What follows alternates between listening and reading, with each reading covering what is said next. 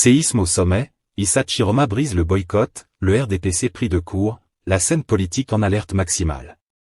Quand le sol politique tremble, même les palais sans fondation craquent. Quand la terre tremble, même celui qui dormait profondément se réveille en sursaut. Camerounais, Camerounaises.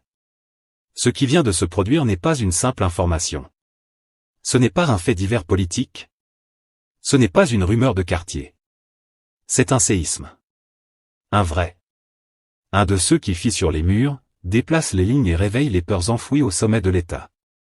Issa Chiroma Bakary, que beaucoup avaient déjà rangé dans le tiroir du boycott silencieux, revient brutalement dans l'arène électorale. Législative. Municipale. Sans trembler. Sans s'excuser. Sans demander la permission. Et pendant que certains militants tombent de leur chaise, au RDPC, on ne dort plus tranquille. Les téléphones sonnent. Les calculs recommencent. Les certitudes vacillent. Parce que quand un acteur politique expérimenté refuse de disparaître, ce n'est jamais un hasard. Ne partez surtout pas. Parce que ce reportage ne va pas seulement vous dire ce qui s'est passé. Il va vous montrer ce que cela cache. Ce que cela dérange. Et surtout ce que cela annonce. Derrière cette décision, il y a des calculs froids. Des peurs réelles. Des stratégies croisées. Et des secrets que personne n'avoue publiquement. Ce n'est pas un simple retour aux urnes. C'est une déclaration de guerre politique feutrée. Avant d'entrer dans ce labyrinthe de manœuvres, de retournements et de silence lourd de sens. Prenez un instant pour aimer cette vidéo, vous abonner à Kame News et activer la cloche de notification pour ne rien manquer des secousses à venir. Car sur Kame News, on ne vous sert pas une actualité fade et somnifère. Ici, l'information est chaude, épicée, documentée. Et surtout sans filtre. Restez bien avec nous.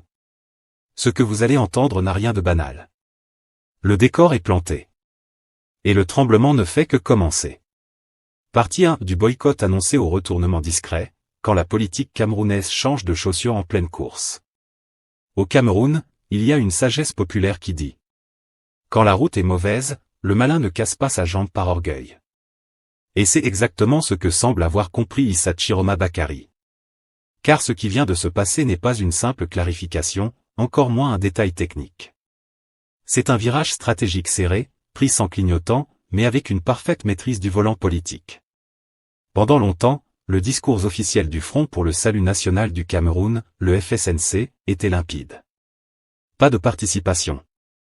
Pas de caution à un jeu jugé déséquilibré. Abstention comme ligne politique. Puis soudain, le ton change. Pas dans un grand meeting. Pas dans un communiqué tapageur. Mais par la voix posée, sérieuse et symboliquement forte de Maître Ali Sencom. Et là, le Cameroun politique lève la tête. Comment ça? Le FSNC va finalement aux élections? Un coup de tonnerre feutré, mais calculé. Attention, ce n'est pas un retournement brouillon. C'est un revirement feutré, presque chirurgical. Officiellement, on parlait d'abstention. Officieusement, le leader du FSNC avait déjà réajusté la boussole. Et en politique camerounaise, ce mot est important. Officieusement. Car ici, les grandes décisions se prennent souvent avant les grandes annonces. Le discours public arrive après le calcul privé. Issa Chiroma Bakary, vieux routier du pouvoir, n'est pas du genre à improviser. Il sait que dans ce pays, on ne change pas de stratégie par émotion, mais par nécessité. Le réalisme politique plutôt que la posture. Ce choix n'est pas romantique. Il n'est pas héroïque. Il est brutalement réaliste. Issa Chiroma semble avoir compris une vérité simple. Le boycott fait du bruit au début, mais il fatigue vite. On proteste. On dénonce. On explique. Et puis, le temps passe. Les Camerounais retournent à leurs préoccupations quotidiennes. Le transport. Le carburant. Le prix du riz. La rentrée scolaire. Pendant ce temps, ceux qui participent occupent les institutions. Parlent au nom du peuple. Signent les textes. Et écrivent l'histoire, avec ou sans toi. Refus de l'illusion politique. Issa Chiroma Bakary a donc choisi de regarder la réalité en face, sans phare.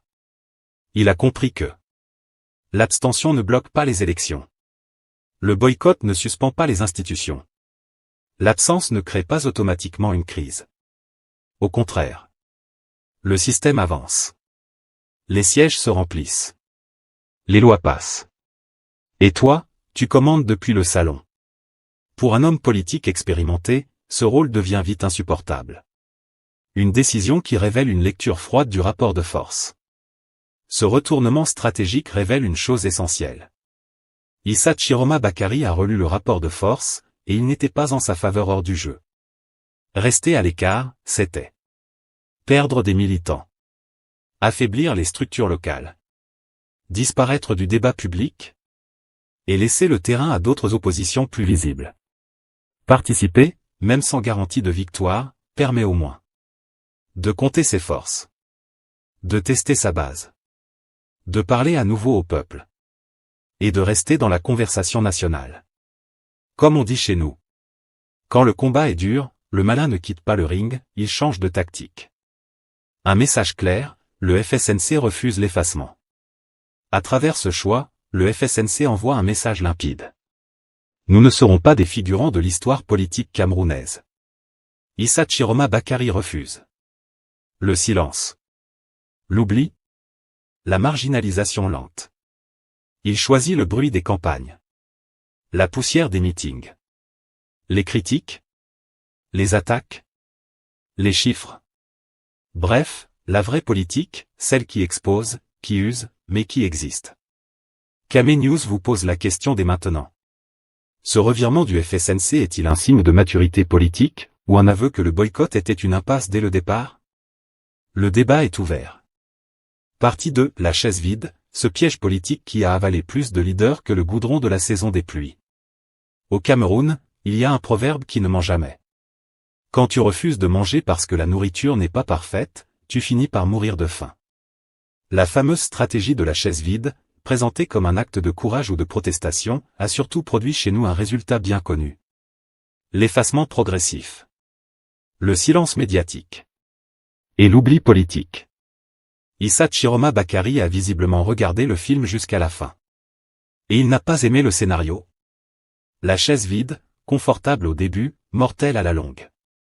Au départ, la chaise vide paraît noble. On se dit. Je ne participe pas pour dénoncer. Je refuse un jeu biaisé. Je garde ma dignité. Mais en politique camerounaise, la dignité sans visibilité, ça ne nourrit pas un parti. Les caméras filment ceux qui sont là.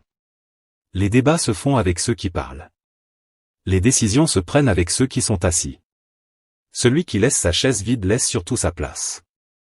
Et au Cameroun, une place vide est toujours occupée très vite. Disparaître de l'écran, c'est disparaître de la tête des gens. La première victime du boycott, c'est la visibilité médiatique. Pas de campagne, pas de micro. Pas de micro, pas de message.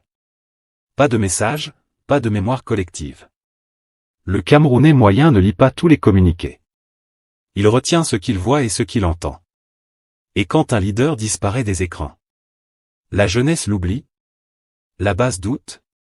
Les militants se découragent. Issa Chiroma sait très bien que le silence médiatique, chez nous, est une forme de mort politique lente. Le boulevard offert à l'adversaire. Boycotter, c'est aussi laisser la route libre. Pendant que tu protestes à distance. L'autre fait campagne.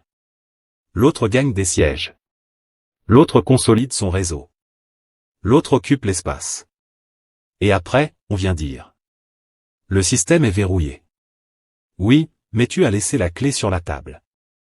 La chaise vide transforme l'adversaire en coureur seul sur la piste. Pendant que toi tu expliques depuis les tribunes pourquoi la course n'était pas juste. La rupture silencieuse avec la base.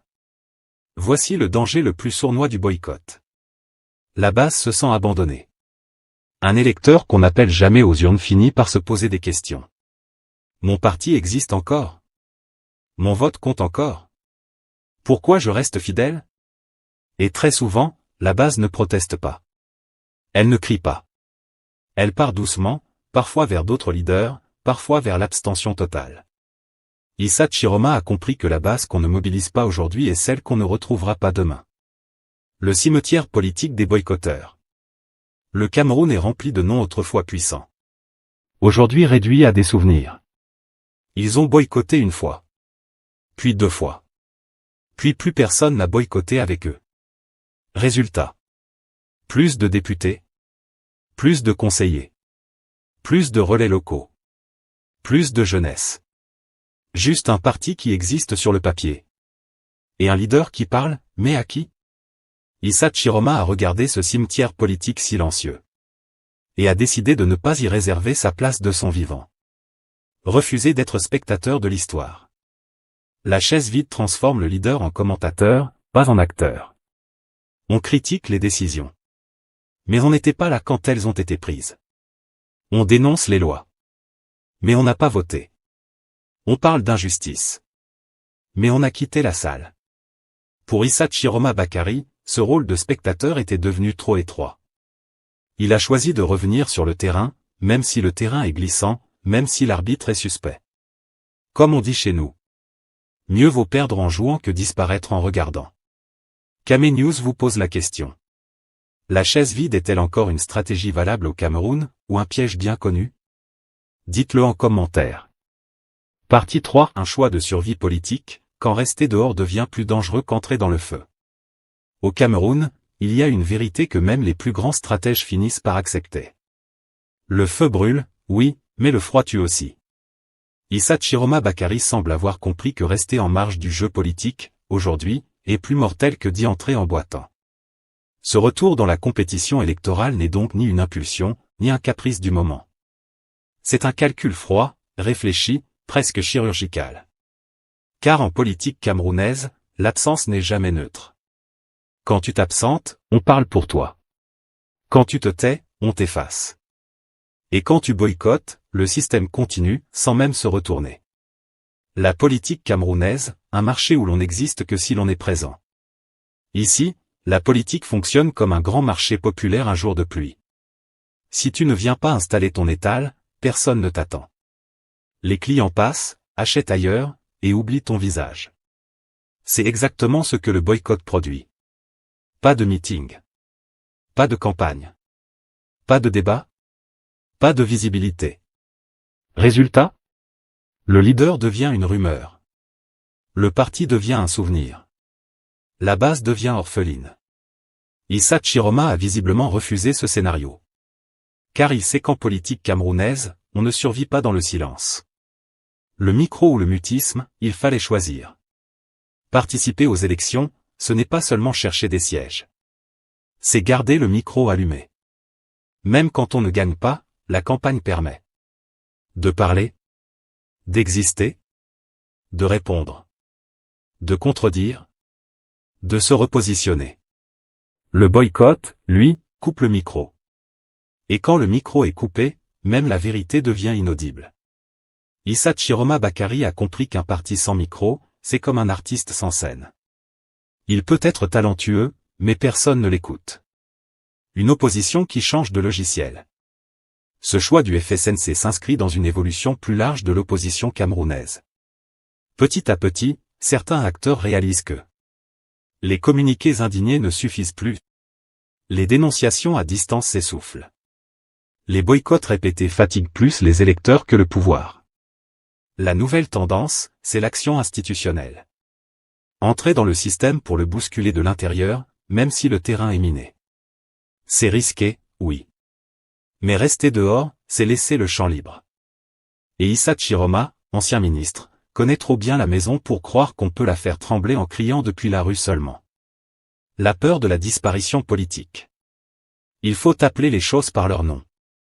Derrière ce choix, il y a une peur réelle. La disparition politique. Au Cameroun, l'histoire est pleine de leaders qui ont boycotté. Et qu'on n'a plus jamais revus. Plus de bases mobilisées. Plus de relais locaux. Plus de jeunes derrière eux. Juste un nom qui circule dans les archives, et parfois sur les plateaux de nostalgie. Issa Chiroma a sans doute regardé ce cimetière politique silencieux. Et s'est dit. Pas moi. Pas comme ça. Le calcul du vétéran, pas l'illusion du débutant. Attention. Ce choix n'est pas celui d'un naïf. Issa Chiroma Bakary sait que le système est dur, que les règles ne sont pas toujours équitables, que la victoire n'est jamais garantie. Mais il sait aussi une chose essentielle. On ne prépare pas l'avenir en disparaissant du présent. Participer permet de tester sa force réelle, de restructurer son parti, de parler à la jeunesse, de corriger ses erreurs, et de préparer les prochains combats. Même une défaite peut servir. Mais une absence ne sert à rien. Entrer dans l'arène plutôt que mourir dans les coulisses. Comme on dit chez nous. Mieux vaut tomber au champ d'honneur que disparaître à la maison. Issa Chiroma Bakary a choisi l'arène. Le bruit. La poussière. Les coups. Car en politique camerounaise, ceux qui restent dans les coulisses finissent toujours par être oubliés. Pendant que ceux qui osent, même imparfaitement, restent dans la mémoire collective. Et vous, Camé News vous pose la question.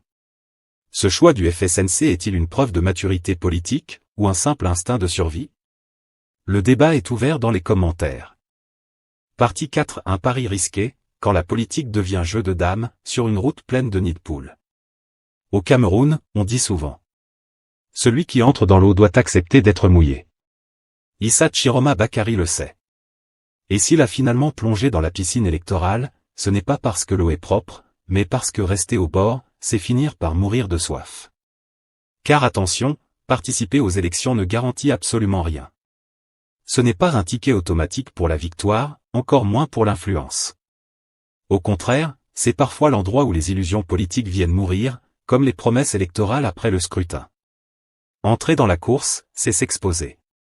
Aux chiffres froids. Aux résultats sans pitié. Aux comparaisons douloureuses. Et surtout, au jugement populaire. Et le peuple camerounais, quand il juge, il ne met pas de gants. L'urne, ce tribunal qui ne respecte ni l'âge ni le parcours. Issa Chiroma Bakary n'est pas un novice. Il a été ministre, stratège, acteur central du pouvoir pendant des années. Mais les urnes, elles, ne respectent pas les CV. Elles ne demandent pas. Tu as servi combien d'années? Tu connais qui au sommet? Non.